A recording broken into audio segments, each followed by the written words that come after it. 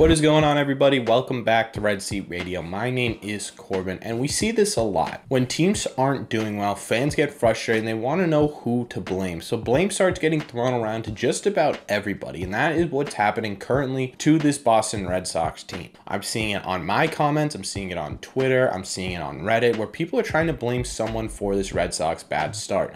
So what we're going to do today is we're going to go through everyone that is being blamed right now. We're going to talk about why they're being blamed. We're going to talk about whether or not I think that there should be blame on these guys. And at the end of it all, I want you guys to tell me who you think is to blame for this Red Sox crappy start. But before I get into that, do me a favor, make sure you guys have hit that subscribe button if you haven't already. If you're new here, we talk Red Sox content almost every single day. Also, make sure you guys are hitting these like buttons as well. If you are newly subscribed or currently subscribed, it is the best way to help this channel out, and it would mean a lot to me. Thank you all very much for clicking on this one. Let's get into it. This is Editing Corbin here, and I totally forgot to mention that I will once again be live tomorrow night, probably around 7:15 because the game's a little bit later, but we are going to be watching the Atlanta Braves Boston Red Sox game together tomorrow night, 7 p.m. It was a ton of fun the last couple of times, so make sure you guys are stopping on by. All right, sorry about that. Let's get into it. So what I did is I picked out the top 3 groups or people that have had the most blame on them so far this year. And we're going to start at the top with the GM, the face of this franchise, the guy who was supposed to put together a team that could win a World Series, Chaim Bloom. Now, Chaim Bloom has been getting, in my opinion, most of the heat for this tough start. And it's mostly because simply people think Chaim Bloom has not done enough.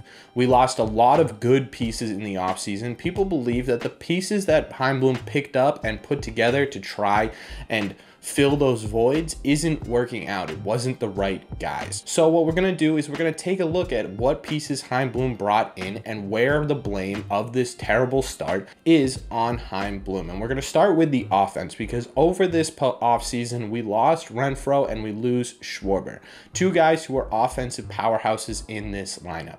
Now, in my opinion, Chaim Bloom brought in Trevor Story, who was supposed to be the power hitter that Hunter Renfroe was, while also providing a lot of on-base percentage that Kyle Schwarber gave. Kyle Schwarber, yes, he was a power hitter, but at the end of the day, he is most notably known for being able to be selective with pitches and get on base a lot. And Trevor Story was a similar player in Coors. Add on the 30-40 home run capabilities, and you've got a guy who could possibly fill those voids. As for the other pieces that Chaim Bloom added, this is where you can start to blame Chaim for this. Chaim Bloom had a roster construction where Travis Shaw and Jonathan Aruz were your bench players.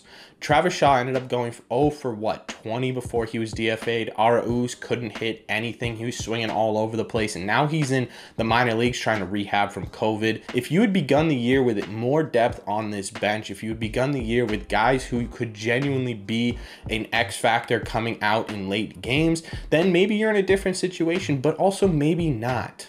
Right? Maybe not. That's something that you can look at 2020 hindsight. Maybe if you had Cordero and Duran, or Duran Casas, something along those lines, Duran and Downs, something like that on this bench, maybe it's a different story, but again, maybe it's not. In my opinion, I think Chaim Bloom constructed an offense that could and should be hitting the crap out of baseballs. It just simply isn't right now. As for the other side of the ball in the bullpen, this is where he's catching the most heat, and it's kind of rightfully so. He had all the opportunities this postseason to get a dominant closer in this pen, and he simply didn't. But there might be a reason behind that. So let's talk about it. Chaim Bloom this offseason added Rich Hill, Michael Wacha, Matt Strahm, and Jake Diekman. Now, Strahm and Diekman are fully bullpen pieces. Obviously, Matt Strahm has worked out really, really well. Diekman, another story. But what I want to talk about are Rich Hill and Michael Wacha. And the reason I want to talk about them is because, in my opinion, and I think what Chaim Bloom was trying to do was to have either Hill or Wacha in the pen as well. On top of that, the plan going into the season was to have Whitlock and Houck in that pen on top of either Wacha or Hill. And Wacha and Hill have been doing extremely well as a starter this year, but imagine a bullpen where you have the options of either Rich Hill, Micah Wacha, and Whitlock and Houck.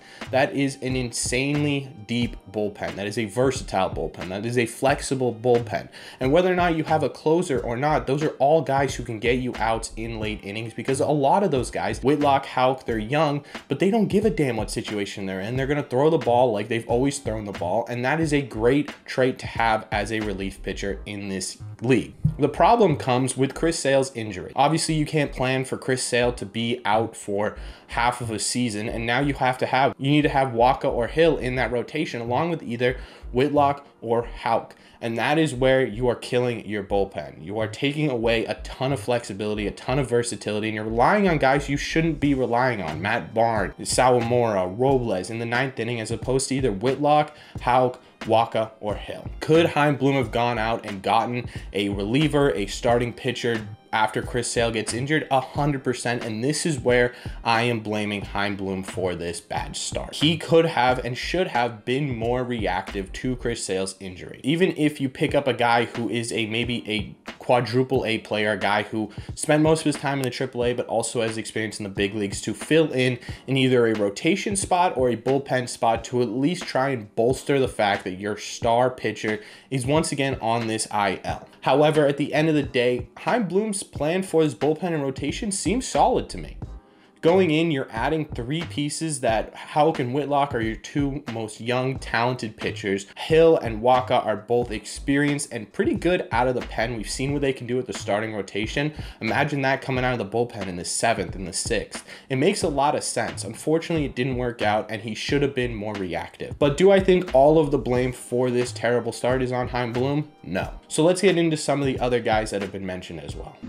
So we start with the front office. Let's move on down to the managing. The manager of this team, Alex Cora, has been getting a lot of heat for this bad start. And the main reason why is because people simply think that he is over managing. He's using guys based on statistics and based on matchups as opposed to gut feelings and whether or not they're performing. Like again, when you guys talk about Chaim Bloom, I agree. I agree with the fact that Alex Cora is over managing right now. But in my opinion, he's over managing not because he wants to, but out of necessity. Think about it this way.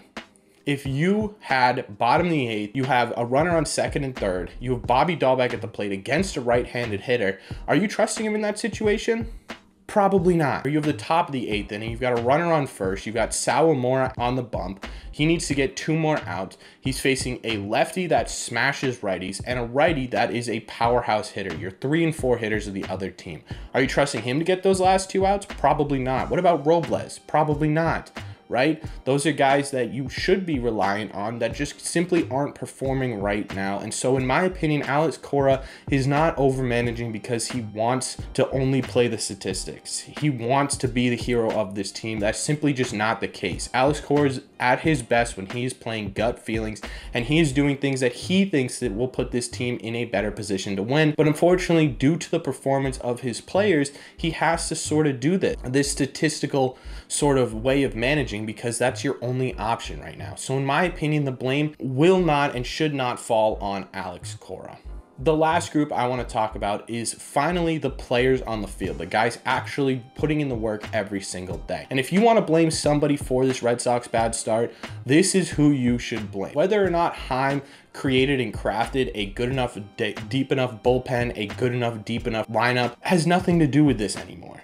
At the end of the day, it doesn't matter who Chaim Bloom is putting on this team. It doesn't matter who Alex Cora is swapping in late game if no one on this team can produce the way that they are supposed to produce. Imagine a lineup where Kike Hernandez is hitting 250, Trevor Story's hitting 260, Alex Verdugo is hitting almost 300. Now it's a completely different story. No blame's getting thrown around, and we're talking about whether or not this team should be in first place. If you are going to blame anyone, in my opinion, you are blaming the guys who cannot hit over 200 right now. You are blaming guys who are striking out or popping out on the first pitch in big situations. You are supposed to blame the guys who are coming into these late games and can't seem to throw a single strike. That is who the blame should be on here. While you can blame Chaim Bloom for his poor reactive skills to an injury that derailed a pretty decent plan, at the end of the day, it is the guys on the field, in my opinion. Let me know in the comment section down below what you think of my analysis of these guys. Do you think I'm right? Do you think I'm wrong? Who would you blame for this Red Sox crappy start? Let me know everything down below. As always, if you've made it to the end of these videos, do me a favor, make sure you guys have hit that subscribe button if you haven't already. Like I said, we talk Red Sox content almost every single day. Also, make sure you guys are hitting the like button as well. Like I said at the beginning of the video as well, if you are subscribed or newly subscribed, this is the best way to help this channel out, and it would mean a lot to me. Thank you all very much for clicking on this one, and I will see you in the next one.